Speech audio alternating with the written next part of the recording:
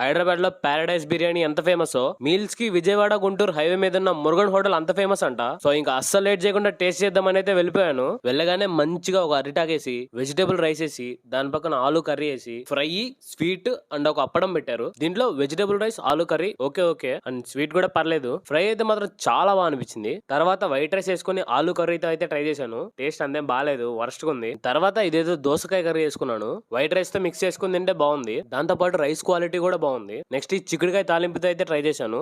ఇదేమంత గొప్పగా లేదు, యావరేజ్ గా ఉంది. సో పక్కన పెట్టేస్తున్నాను. అండ్ ఇప్పుడు ఆ అన్నంలో పప్పు వేసుకొని నెయ్యి వేసుకొని పక్కన ఊరగాయ అద్దుకొని తింటుంటే ఉంది దీనమ్మ దంచేసింది అంతే. ఈ పప్పు అన్నం నెయ్యి ఊరగాయ కోసం అయితే రావచ్చు ఈ హోటల్ కి. లాస్ట్ లో పెరుగు పులుసు వేసుకొని అయితే ఫినిష్ చేశాను. అపార్ట్ ఫ్రమ్ దట్ వీళ్ళు ఇచ్చిన హైప్ కి మిగతావేమి నాకు అంత అనిపించలేదు. హైదరాబాద్ లో పారడైస్ హోటల్ ఎట్లయితే ఓవర్ రేటెడ్ ఉందో సేమ్ ఈ మురుగన్ హోటల్ కూడా నాకు అలానే అనిపించింది. పేరు ఎక్కువ, టేస్ట్ తక్కువ. సో దీంట్లో పాజిటివ్ పాయింట్స్ ఏంటంటే పప్పన్నం ఆవకాయ బాగా అనిపించింది. హైజీన్ అండ్ అంబియన్స్ కూడా బాగుంది. అండ్ ఇప్పుడు నెగిటివ్స్ ఏంటంటే ఆలు కర్రీ వరస్ట్ గా ఉంది అండ్ ఆయిల్ కూడా కొంచెం తగ్గించుకుంటే బాగుంటుంది. దాంతో పాటు టేస్ట్ కూడా ఇంప్రూవ్ చేసుకోవాలి. టేస్ట్ యావరేజ్ గా ఉన్న ఫుడ్ ని 210 రూపీస్ పెట్టి తినడం చాలా కాస్ట్లీ అనిపించింది. ఇన్ఫాక్ట్ మీల్స్ కి హైదరాబాద్ లో కూడా ఇంత రేట్ ఉండదు. ఫైనల్లీ ఈ హోటల్ మీద నా టేస్ట్ మీటర్ వచ్చేసి 65 ఇస్తున్నాను. ఫుడ్ మీద ఇలాంటి జెన్యున్ రివ్యూస్